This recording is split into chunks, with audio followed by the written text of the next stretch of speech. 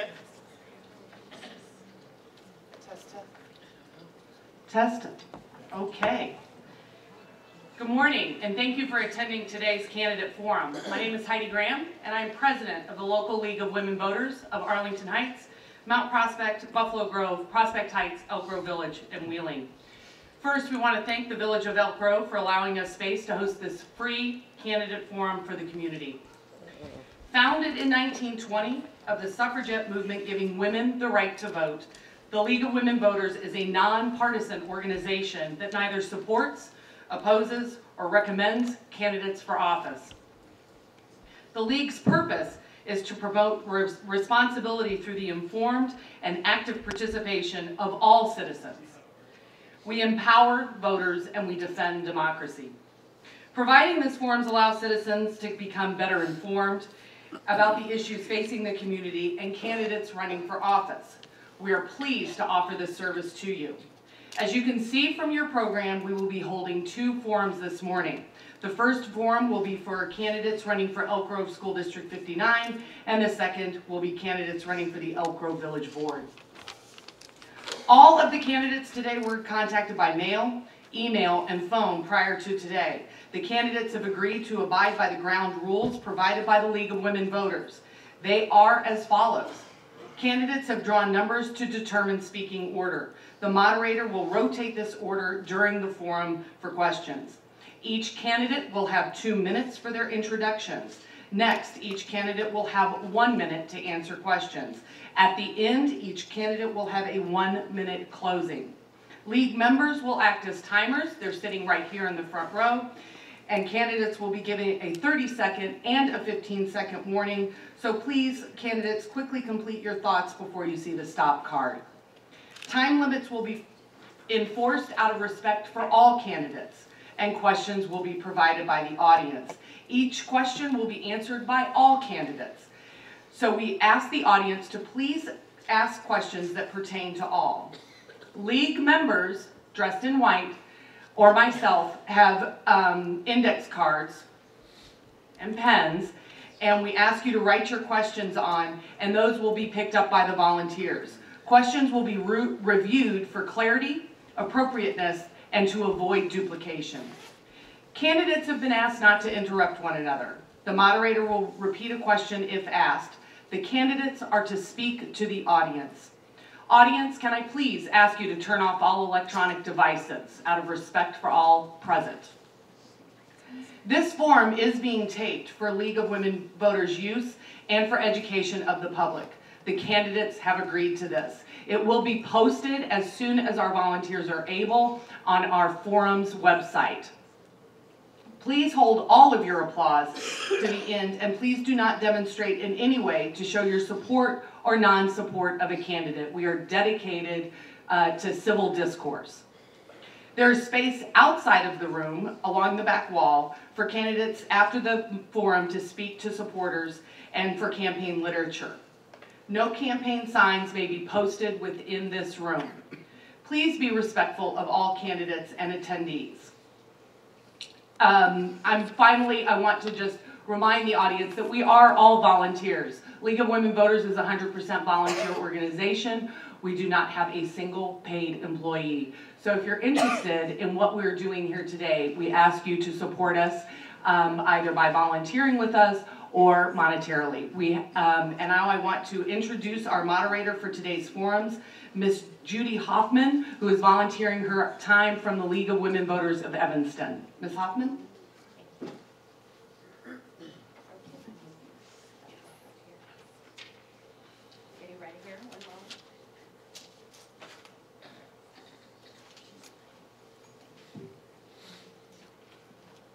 Good morning. I'm trying to find the right step. No, that seems like a little much. I don't want to intimidate anyone. So as you know, we're starting first today with the forum for the Elk Grove School District 59 race, and we have 7 candidates on the ballot. I'll say them in alphabetical order, which is not in the order they'll be speaking. James Goranson, Lisa Griffin, Courtney Lange, Daniel Namowitz, Patty Petrielli, Randall Reed, and Barbara Samaji. Thank you very much for coming today. The candidates will, as I said, open with a 2-minute opening statement, and then 1 minute on questions, 1 minute for closing statement. As I spoke with them ahead, if the person before them, when we get to the questions, says exactly what they were going to say, they might choose, so that we could get more questions in, to just say they agree with that candidate and hand on to the next candidate. That is very respectable, they don't have to do that. And also candidates don't have to use up all their time for anything, opening, closing, or questions. We ask, as has already been said, that all the questions that you that have already been submitted and any more you have be on the issues and not directed to one individual. They'll all answer the same question. So now we'll get started with the opening statements. And candidates, I will say your name beforehand. They'll be deep in thought, so you'll know who's next, because I know it's a little hard to see their names, and they'll know who's next. So we're going to open with the opening statement. You have 2 minutes. Ms. Petrielli. My name's Patty Petrielli. I've been a resident of Elk Grove for over 30 years. I've taught at Grove Junior High for 25 years. My heart is in this district. All of my children went through this district, and they gained amazing educations. They had teachers that still to this day are at the schools and have done nothing but make them successful adults. I believe that we need to do something to bring us back to what we were. We aren't there right now because we've seen curriculum or lack of curriculum go all over the place. So I think that's something that we need to fix right away so that we can have the district that we used to have. We need to have transparency because parents should know what's going on. Teachers need to have control, kids need to be considered, and so do the families. So I want to make sure that voices are heard. I feel like I have a unique advantage because I am subbing in the district right now. I did retire at the end of it last year, but I kind of feel like I didn't because I've been teaching since the beginning of the year. So I get to hear the teachers' concerns. I get to hear and see student feedback, as well as parents, what their concerns are. So I'm looking forward to hopefully being elected to the District 59 School Board and working with everyone to make this a successful district again. Thank you. Ms. Lange. Good morning. My name is Courtney Lange. I'd like to thank the League of Women Voters for hosting us today. Thank you, Judy. Thank you, Heidi, and thank you to everyone in the audience for taking time from your weekend to join us today. I moved to this area 5.5 years ago when my husband became pastor of First Presbyterian Church of Arlington Heights. At that time, I had 2 young preschool boys, and so my husband and I took our time researching the different districts in the area and deciding where we wanted to live. And we chose District 59 because of the warmth and hospitality we felt at the school, because of the focus on qualities such as critical thinking, collaboration, and problem solving over rote memorization. And finally, because of the diverse student population. I grew up attending Los Angeles Unified School District, which is one of the largest and most diverse districts in the country. And it was critical to me that my children had a diverse educational experience as well. I would like to bring certain qualities as a school board member. These just include a conscientiousness and attention to detail. I have been a lawyer in both the public and the private sector, and I believe I bring a level of information analysis, critical thinking, asking questions that would be helpful to our district. I also have been a parent volunteer in our schools and developed strong relationships with teachers and students, and I believe that those relationships will be critical to our path forward of building better communication and community involvement. I believe public education can be a great equalizer for the kids in our community, and I would like to see every student have the opportunity to thrive. Thank you. Mr. Goranson. Thank you. I was born and raised in this unbelievable community. Parents had 5 kids. All of them went to Salt Creek. All of them went to Grove Junior High. And we all went to Elk Grove High School. All 5 of us had illustrious, unbelievable opportunities because of the foundation we received from District 59 growing up. I think it's important to recognize that the district at some point and still can be a wonderful, illustrious district. I was actually able to go to the University of Illinois on a full scholarship for football, where I won a Big Ten championship as well, and then ended up receiving an unbelievable education from Georgetown University. Not bad for a public school kid from Elk Grove. And I think when everybody gets up here and has conversations about certain aspects, certain elements, and how important this district isn't or is, I think it's important to understand that it does provide an opportunity, and it has provided me with the foundation I needed to be successful.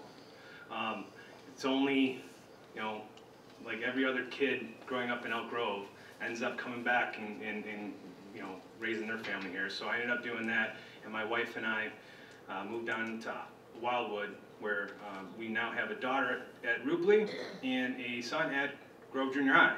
So we are now in the thick of it. Not only am I a born and raised Elk Grovian, I guess that's a word, I don't know, but now my 2 children and my wife and I have laid the foundation to make sure we're here. So the one thing that I think can resonate with all this is I'm Elk Grove through and through. I'm Arlington Heights, Mount Prospect, the majority of my friends are all from there. I grew up in this district. I was raised in this district. This district gave me everything I have today.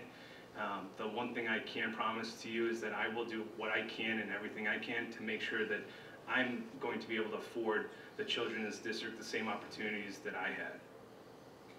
Thank you. Mr. Reed. Hello, I'm Randy Reed. I've lived in the district for 26 years.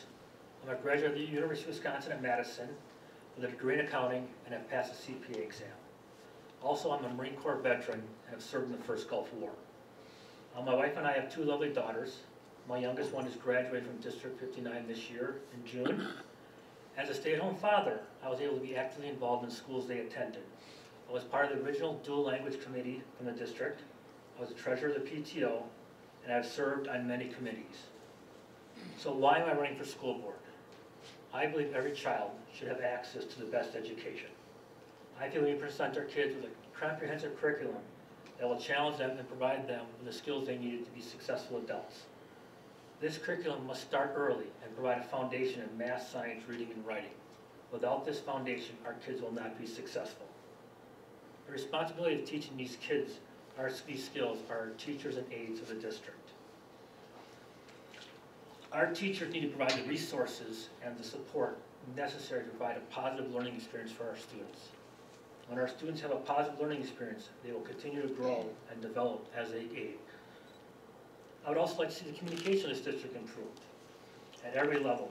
With proper and effective communication, we can create trust and prevent misunderstandings. If we are not successfully communicating with all constituents within the district, we will fail our children. I believe my greatest strength is my ability to think and plan for the future. As a board member, I need to oversee current operations of the district, but I also need to plan a vision for the district. With a proper vision for the district, we can properly educate our children and provide them the skills they need so when they leave our District 59 classrooms, they can go on and be successful adults. Thank you. Mr. Namowitz. Good morning. My name is Dan Namowitz. I lived in Elk Grove Village for 14 years. 3 of my daughters go to District 59 schools. I work as a technician and a property manager in the area. I think that experience that I can bring to the board as a property manager would help the board greatly to manage the buildings and the overall infrastructure that we have in the district. I feel that we also have to work on a stronger curriculum and give the teachers all the tools and the tools and the support that they deserve to have to teach our kids. Our schools we used to have blue ribbon schools in our district. Now the scores have gone down. Park scores have been down since year after year, basically. They've been going down. And I feel like that's due to the curriculum, and that needs to change. I will work with the board.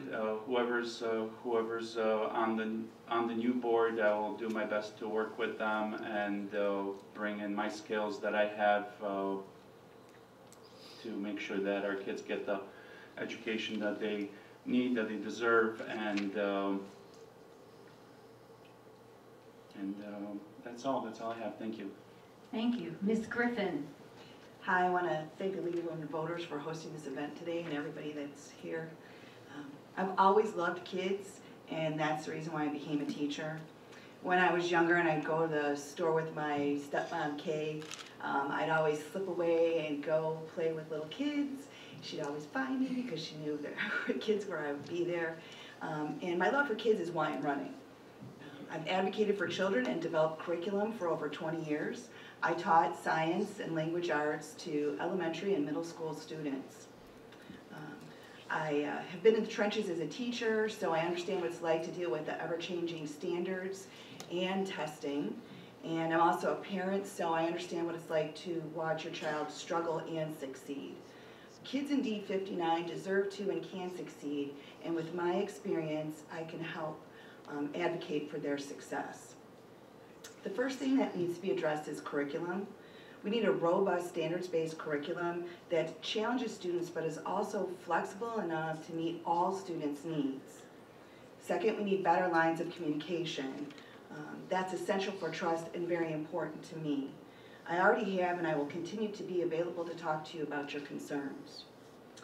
And next is meaningful, ongoing teacher training. That's part of a robust curriculum, and it's also important for teachers to feel comfortable with what they're teaching, especially when they have a new teaching strategy or a new standard. They need time to collaborate as well within their school, but also other schools in the district, so they can have input and that their opinions are valued. And finally, I want to make sure that the district makes fiscally responsible decisions that directly benefit the students. And when money is spent, I want it to enhance their education. I will always advocate for children. Thank you. Thank you. Ms. Samaji. Thank you, League of Women Voters, for having this, and thank you to our mayor for providing this space for us also, and for everyone getting up early in the morning. And if I start coughing, please excuse me. I've been living in the district since 1967. All three of my children are graduates of District 59. Two went on to University of Illinois, one went on to Illinois State. And all three have been very successful. I've been a board member for a long time, but that should not be a handicap. That should be a very good point, because I think I do have the attributes for being and continuing to be a board member. That is stability, knowledge, reliability, experience, and commitment. And I think that that's extremely important. I think if you ask any present board member, and that includes all of them, I think they will all speak very positively of me, and also people that I have worked with throughout the state, because I also have been on the Illinois Association of School Boards for 20 years, and I have worked with people throughout this entire state working for the benefit of children. I think primarily we are all here because we love education, we love children, we want to do the best for them, we want them to be successful, and we want to give them the curriculum and the basic knowledge, the basic skills that they need to become productive citizens, independent adults in the society. So, that is, I think, the goal of, everyone here up on this stage. So thank you. Thank you. Now we're going to start with the questions, and Ms. Lange, you'll be getting the first question, and I'll call her name, but we'll be going this way and then back around. Already have 3 questions related to taxes, finance, and such, so we'll start with that. How can you help turn around the fiscal problems in District 59? So my focus as a board member would be to have the utmost fiscal responsibility. The district is currently scheduled to have a balanced budget as of 2020 and had a couple of years preceding where there was a planned deficit in light of some of the capital expenditures that the district had made. So given there has been this major push for capital projects over the last decade, my focus going forward would be to ensure that expenditures are closely analyzed to see if they have a true impact on student learning. I'm thinking about resourcing our teachers in the classroom with the aids that they need. I'm also thinking about interventionists to the extent we need those. My focus for spending would be responsible spending that impacts student learning in a positive way. Thank you. Mr. Goranson. Well, I think just to kind of start, it's nice that you worded the question with the fact that there is an actual acknowledgement to the problems we're running into in the district financially. I think the first thing would be to acknowledge the fact that we do have an issue, and from there, capitalize on the unbelievable opportunity we have. Mayor Johnson's done a tremendous job here with the industrial parks. We're afforded a lot more luxury when it comes to taxes, and that doesn't necessarily mean we need to buy things and spend or plan deficit spending. We should take a close look at every single thing, be a little bit more transparent, and acknowledge the areas in which we can cut back. Maybe also look at things from a nutrition standpoint, acknowledge some of those areas of opportunity, and then make the tough decisions. I know it's hard sometimes, but at the end of the day, regardless of the circumstance, we need to do what's best and make sure that all the money that we spend goes to the children and make sure that the children's education is taken care of. Thank you. Mr. Reed. I think one thing we need to address with the financial is the village, District 59, has the lowest tax levy of all the surrounding communities in the Northwest Cook County. So as of that, we have already a responsible district. We have a reserve over almost nearly 80% of our annual budget. The new district administration building has been paid for. The early learning center has been paid for. There's only approximately $18 million in bonds that are being paid for right now. Other than that, the district has a decent and strong financial base. With that said, I agree with Courtney and Jim that we do need to watch our spending and make sure the spending is concentrated towards our students and that we are not wastefully spending money. With a financial background and a passing the CPA and a degree in accounting, I can see those numbers, I can look at those numbers and identify where we need to go. Thank you. Mr. Namowitz.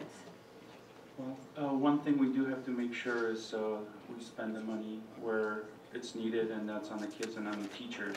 And everything else we just have to maintain. We already have great buildings, we have great infrastructure, and we have to maintain it and just make do with what we have rather than raising taxes. We have to just work with the money we already have. Thank you. Ms. Griffin. That's the reason why this is one of my points about being fiscally responsible. And I do reiterate some of what they're saying, but I would like to take a look at certain parts of the budget too. Transportation would be one thing I think maybe we could work on and cut down. But the biggest thing for me is that I want to see more money spent on staffing, the buildings, and for resources for the kids, because I feel like that's also tied to where the curriculum is lacking, and that we need help in those areas within the district. Thank you. Ms. Samaji. I think the district has been extremely fiscally responsible throughout the years. So we renovated all of our buildings without an impact on our taxing body. That was because we had a very large working cash fund that we could draw from. If you remember years ago, our interest rates were like 17%, and that's how a $5 million budget grew to be able to do the additional things that we needed. So every building is up to par, up to date. Reserves are still about $80 million, which is to say that we are not in financial straits. We are not having any issues basically financially. And I believe every dollar should be spent on the benefit of the children in our schools. So I've been on the finance committee. I've done it all. I know budget inside and out, and I think we are responsible. Thank you. Ms. Petrielli. I think our money needs to go to the students, the teachers, to benefit them. And I think we've done some frivolous spending as far as the administration building, diverting money from the educational fund into the building fund is a fact. That money isn't going, that building does not go towards the children.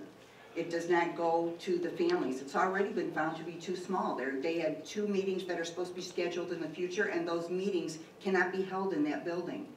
I've talked to custodians. They need extra help in those buildings to keep them in pristine condition for our students. Some of the things that we've purchased, furniture, floors, they're not up to par. They're not up to standards. They're already breaking. The floor in the early childhood center does not work. It's supposed to be heated. These are things you can't spend that money and not be conscious of where it's going. Thank you. Mr. Goranson, you're going to be next up first. And the question is related to curriculum and metrics. What are the metrics you would like to see to determine success of the curriculum? Well, I've spoken to the teachers, 20, 30, 40 teachers, and the one thing that they've all asked for is research-based curriculum. I think dual language we need to intensify, and I think we need to really hone in on math and reading. I think the reading typically gets thrown to the wayside just because everybody naturally thinks reading's fantastic, and it's, there's no way to necessarily teach reading. So we need to really hone in on those 3 things. I think that needs to be done as quickly as possible. Especially with the dual language kids and also with the math and reading stuff. I think once you do that, regardless of what happens, you're going to see every single metric go up. I think we've put ourselves in a situation where we haven't invested as much as we can in that curriculum aspect, and I think the results of some of the scores and testing and stuff like that has shown how that's gone. Thank you. Mr. Reed. I think it kind of goes back to what I said in my introduction. We need to really work on a foundation at the early ages for these kids, whether it be the preschool, the kindergarten, the 1st grade, the 2nd grade. We really need to create a foundation in the basic skills of math, reading, writing, and social studies. Without this basic foundation, our kids can't grow. That basic foundation in these areas create the metrics that we need that will propel these kids to be successful as they grow older. So with that proper curriculum, then we can go into the other of the social emotional learning and the critical thinking, those skills that they need to have to be successful as adults. Thank you. Mr. Nomowitz. Yes, I do agree with Randy on the foundation of early learning. That is a must. We do have to get back to the basics. They'll get homework back, given to the kids, so they can come home with something. Involve the parents a little bit more. I think that's very important. And books. Our kids don't have books anymore. They come home and everything's on the tablet. A lot of times we don't even see those tablets because they stay at school. And we have no idea as parents what's going on, and I think that's important. We don't expect our teachers to teach them everything. We have to do things at home as well to make sure that they learn. And I think if we do that, the metrics will take care of themselves. Thank you. Ms. Griffin. As far as metrics goes, there's a new test coming out. Park is going to be gone, so not quite sure how that's going to work. I know that a lot of that is still in the planning stages. I know it is supposed to be shorter, which I'm thankful for as a former teacher, that the kids won't have to test as long. There are other tests that the kids take in the district, and their scores are actually more successful than the Park scores. 2/3 of Illinois students are not meeting on PARCC. So it is an issue partly with the test. But I would like to see some district-developed metrics as well. I know my former district, we developed tests, and we tested our students quarterly. And I think that's something that we could look at, and it would be more specific to our students, which I think would be helpful as well. Thank you. Thank you. Ms. Samaji?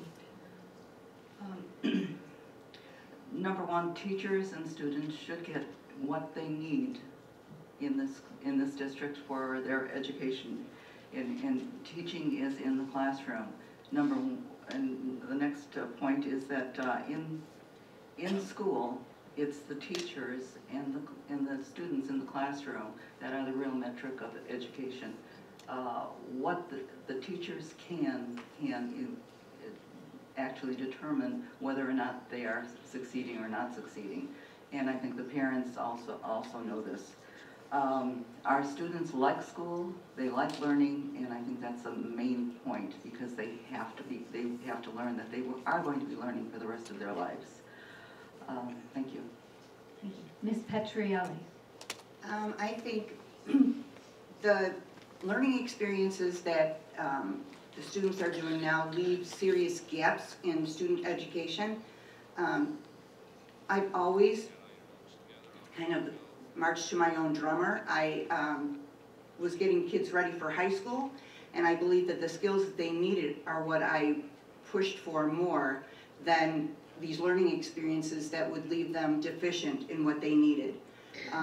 So I definitely believe that a research-based curriculum will help these kids' scores go up, and it will help the schools as well. Thank you. Ms. Lange? So I second the thoughts about a research-based curriculum. I would say my two goals are that our students are lifelong learners who are passionate and excited about learning, and also that they have the basic foundational elements that they need to be successful in our society today. And I think that comes down to literacy, and it also comes down to mathematical skills. And I think math is a huge area that we could benefit from improvement. There are so many opportunities in math and science in today's economy, and I think we need to be giving our students an excellent foundation in those areas.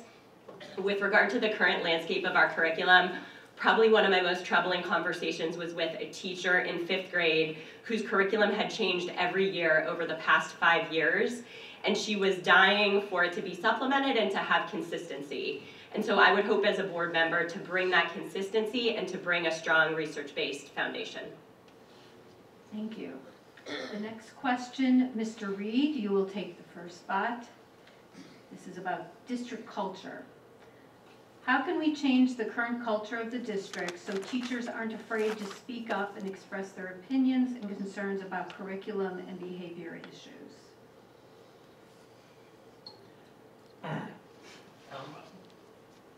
Addressing the concerns of the teachers, I mean, I think it goes back to the communication aspect. We have talked to teachers that are concerned that they cannot speak up. There's communication from the teachers that they have been told that, you know, this is how you have to teach things, and they're not giving certain freedoms. Our teachers know what our students need. They're the ones in the classroom. They know what they need. I'm hoping that we can create that dialogue between the administration, the board, and the teachers that allow our teachers to be successful, so they can implement the curriculum. We can implement the curriculum that will make them successful. That we can feel that they're going to be doing what's best for our students as they know what's best for our students. So I really truly feel a strong, positive, open communication to help resolve many of the issues that we're facing in the district related to teacher concerns. Thank you. Mr. Namowitz? Teachers should never be afraid to speak up. You know, they should not be retaliated against. You know, moved to another school, moved to another class. That definitely should change. And that's something that we have to work on as a board. You know, I'm not sure what the current standards are for evaluating teachers, but that should not be done with fear or and any type of punishment like that. Thank you. Ms. Griffin. I feel like I'm in a special place as well because I was a former teacher. I can relate to actually their fear because I felt the same way in my former school district, and it was difficult to speak up. And I want them to know, and I hope that they're listening, that they can come and speak to me. I will make sure that changes are made. I don't want them to feel that way. It's not a good feeling. And yes, people were moved. Some of my good friends. I want them to feel comfortable, that they can come to me, and I will be understanding and take everything into consideration. It's very important to me. The teachers are the ones that are going to help our kids succeed. And if they don't feel that they are supported, then the kids aren't. Thank you. Ms. Samaji. I feel really bad that that question has even come up because to me an open administration and an open board of education is primarily one of my best strong suits. So I don't feel anyone should ever feel intimidated by someone that is their superior if they have a legitimate question, they have a legitimate, need a legitimate answer that should be there. So definitely that will, if it is happening within our schools, we had a survey recently and that survey showed some dissatisfaction with a portion of our teaching staff, and that is being addressed. So hopefully it will be solved, and I know it will be solved, not hopefully. Thank you. Ms. Petrielli. I have never, ever kept quiet when I think that there is something that is wrong or unjust. From the day I started in the district, I said, I don't care, it is not my job to be in a district where I can't speak up. I will be the voice that the teachers need. I will be the voice that the parents and the students need, because from day one, I said, if I can't speak up, I don't want to be in this district. I've been a representative who's been able to talk to administration, and teachers will come to me with issues, and I will voice their concerns. I have no problem doing that. I won't be silent as long as there's something that needs to be repaired. Thank you. Ms. Lane. So part of the reason that I have grown to love District 59 is because of its incredible teachers. And as a kindergarten parent with my first child, my goal was to understand what my teacher's needs were and to be an advocate for that teacher. And I would hope that as a community, we would all do that and reach out to our teachers and ask them, what do you need to be successful? What is missing? How can I advocate for you? And I would take that same attitude that I've had as a parent trying to support the teachers in my children's school to my role as a board member to say, holistically for this district, how can I be a voice for you? And it's a reason Randy and I have held teacher listening sessions during our campaign and really sought as much teacher feedback as possible, because I think no one understands the strengths and weaknesses of this district better than our teachers. Thank you. Mr. Goranson. When I started this journey about 6-7 months ago, the first thing I did was reach out to as many teachers as possible. I met with them at Starbucks, secluded, weird locations, because they didn't want to stumble into anybody they knew. Typically, the conversation started with, hey, you're not recording me, are you? Like, gestually, but I mean, that was literally how every conversation would start. The teachers do not have a voice right now in their district. They need that voice back. One of the easiest ways, just because of my leadership and foundation coming back from athletics, open communication is a direct result where you can build trust. You can have the open communication, you can have trust. If you can instill trust back into the district between the teachers, we're gonna have a better experience for the kids. Because ultimately what's going on right now is because the teachers aren't able to discuss things openly and have a conversation and get their voice heard, the kids are the ones who are being taken advantage of. So by opening up communication, taking care of the teachers, and giving them their voice back, we'll actually end up creating a better environment and work experience for the Thank teachers, you. which will result in our kids having a better life. We're getting near the end. We're going to do one more question, and then the short form, and then we'll do the closing statements. So Mr. Namowitz, you will take the first spot on the final question, and it's about public awareness. What action will you take to enhance public awareness of our school's accomplishments and diversity?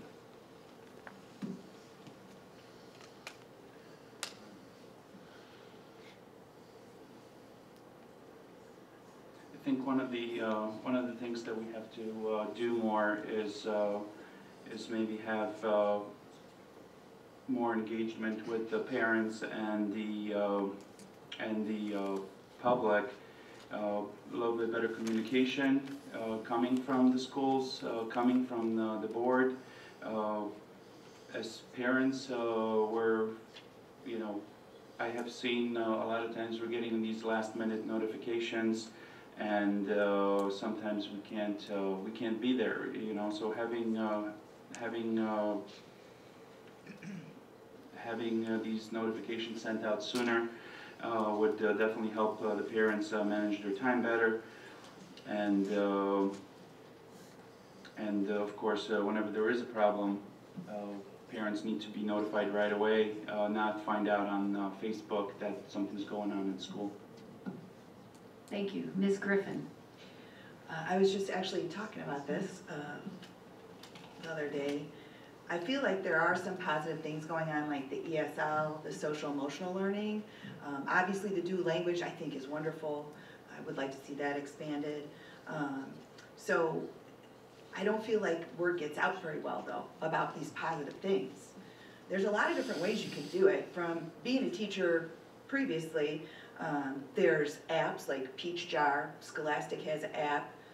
Teachers can shoot out messages, the district can shoot out messages.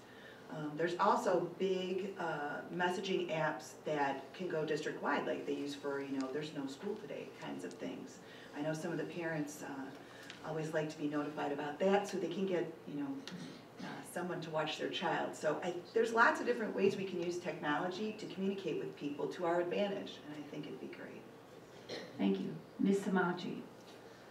Our district has definitely changed since I moved here in 1967. The average age of a resident at that time was 17 years old. Just think about that. When you go home and you look around your neighborhood and see and realize how many children are in there. Our pockets of a high student population has changed from a white suburban neighborhood school to a school system that does have a lot of diversity and low-income students, and I think we are addressing those issues. Could we do more? We can always do more. Could we do better? We can always do better. But we have to realize what our student body is, and we are taking the steps to make sure that every child is learning. Thank you. Ms. Petrielli. Okay, so I think one of the first things, having been a teacher and seeing when we try to send home paper messages to parents, especially at the junior high level, will this make it past the recycle bin? So paper is not doing it. I think we need to record the board meetings, because I think that's another way that families can find out what's going on. I would like to see something. I know the board meetings for the village are televised. I would like to try and see if there's something that we can do with that, so that we're more transparent and parents can find out exactly what's going on in their district, and they can stay on top of things, and we can make sure that anything that concerns them, they are able to have interaction with the board and with the buildings. Thank you. Ms. Lange. So it's a pleasure to answer this question because, as I explained at the outset, I specifically chose this district for qualities like its diversity, and I believe that as a board member, we need to celebrate the many amazing things that our district is doing. We are a pioneer in the area of early childhood education with our Early Learning Center and providing students access to those opportunities. We also are a pioneer in the area of having great social emotional learning curriculum. We have a Teacher of the Year in the room with us this morning. There's a lot to be proud of in our district, and I would like to strategically reach out to real estate agents and to the community in order to promote the qualities that I believe makes District 59 great, and those we want to carry into the future while we improve ourselves in other areas. Thank you. Mr. Goranson. Yes, and to echo a couple things that Patty brought up, I think it's important that we record and videotape these meetings and hold everybody accountable. You know, give our demographic. I mean, Barbara spoke to it briefly, but you know, our responsibility as board, we're actually voted in by the community. So we have a responsibility back to the community to give back to them. So we're not just here for teachers and parents, we have to reach back out to the community. So one of the things that was brought up by Ms. Prochnow at one of my meetings was what happened in the newsletter. You know, I know that paper is the evil thing out there. Everything's technology based, but there are a demographic that needs a newsletter. So we can do stuff like that. Our district does a ton of great things. Athletics, the SOS, my son was able to look for lime green shirts. There's a ton of stuff out there. The only way we can do that is through videotaping, recording board meetings, getting another weekly, quarterly newsletter back out, and really putting ourselves in a position as a board to represent the community and communicate back to them. Thank you. Mr. Reed. Jim kind of took one of my things about the newsletter. There's actually a newsletter coming out soon. I was at the school, I was at the district building, there's a newsletter coming out. But that's how I got involved in the dual language committee. I read the newsletter before my daughters even started attending the schools that there was a dual language program that they were about considering, and that's how I got involved. So as a board member, we need to find ways to communicate. What worked for one person, what worked for one group, may not work for another group. So we need to work with many different ways to ensure that we can communicate with all constituents in the district. We are lucky in our district. We have over 50 languages spoken at home, in our homes, within the district. That's a great thing to celebrate. Also creates challenges with communicating. So we need to ensure that how we're communicating out, community education gets put out. So we will need to try numerous methods to find out what's best for the communication with everyone. Thank you. We're now going to go to the closing statements. The candidates have a minute, and we'll be starting with Ms. Griffin. As I started before, I love kids, and I've been advocating for them for over 20 years. I want to use my experience to bring a fresh perspective to the board and help kids succeed. I'm well versed in standards and NGSS, Common Core Language Arts, ESL bilingual, because I also have an ESL certification, and I speak Spanish. And I serve as a commissioner on the Planning and Zoning Commission and Mount Prospect too, so I do have previous board experience. My big points were for supporting students are having a robust curriculum, transparency and open communication, ongoing teacher training and collaboration, and being fiscally responsible so that directly benefits students. All parts of the school district, parents, teachers, staff, administrators, and board members need to work as a team so that kids can, be successful. So thank you. Thank you. Ms. Samaji. I can ask you all to look at the history of our district and the great things that have happened in the district over the last 40, 50 years. So we have always been at the forefront of changes and a good, sound educational system. I think my history speaks for itself. If you go through the bother of checking everything that I have done within this district, you don't stay a board member for as long as I have without that desire to help and make an impact on the education of each child in this district. I would love to work with 2 of these people, and that would mean that I would stay on the board. So that is, that is something that I could do. I've mentored people. I've helped them become better board members. So I just would like your vote. Thank you. Thank you. Ms. Petrielli. I've been teaching social studies for 25 years. That being said, I have taught kids, we as elected officials, we work for you. We don't take this job to build ourselves up. We don't take this job because of what's in it for us. It's for what's in it for the families, the kids, the voters.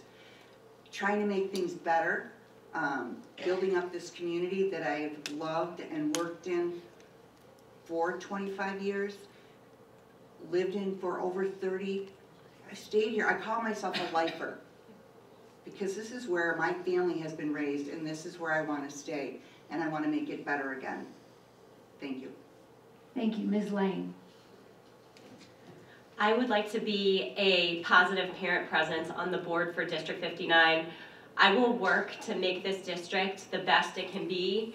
I will ask the difficult questions that are necessary, such as how can we improve our math and science curriculum so that it prepares students for an evolving job market? How can we get the highest benefit out of our taxpayer dollars? How can we enhance communication at every level so our teachers, our students, our parents, our community members have the information that they need? I chose to raise my kids in this district, and I strongly believe in the potential of this district. I believe that public education is a great value to our society, and I look forward to doing my part to see to it that every child in this district receives the education that they deserve. Thank you. Mr. Goranson. There's three things I really want to set myself apart from everybody else up here. Number one, I want to make sure that teachers get their voices back. It's a priority for me. It's very important. Number two, I want to make sure at the end of the day, regardless of what happens, I'm making sure that I'm the leader that I need to be. Being a leader, though, doesn't necessarily mean you have to lead and be the one that talks, and you can also be the one that listens and also lead from behind. I think it's important that when making decisions, you're putting yourself in a position where you're listening as well as leading as well. The last thing, and I think the most important thing, is at the end of the day, the kids are the priority. We need to make sure that the priority gets put back on them. I want my son and daughter to get the education they deserve, and I'll do that as leader and board member. Thank you. Mr. Reed. I guess I get the last word. Not quite. First of all, thank you for League of Women Voters for having us here. Thank you for all of you that came out here. I just want to say we've only had a short time up here to share our views with you. I hope that each one of you goes out there and does some more research on all the candidates. We all have Facebook pages that you can look at. I encourage you to do that. I plan on being in the back asking questions at the end if you want to stay around and ask questions. I have a financial background, so I'm going to be great with the finances in the district. And we all do care about the kids. We wouldn't be up here if we didn't care about what's best for the kids of this district.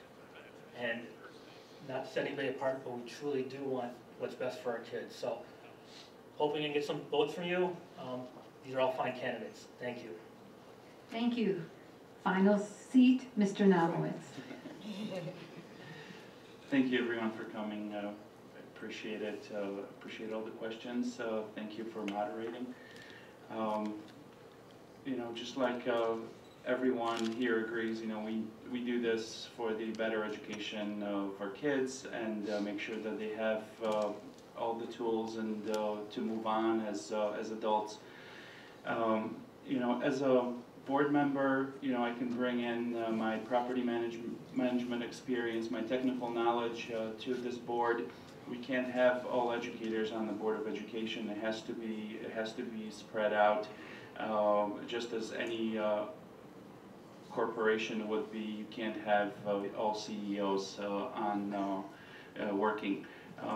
With this, I thank you, and if anyone has any questions, please come up to me, and I'll be happy to talk to you. Thank you. That concludes the forum. Let's give a round of applause to our candidates.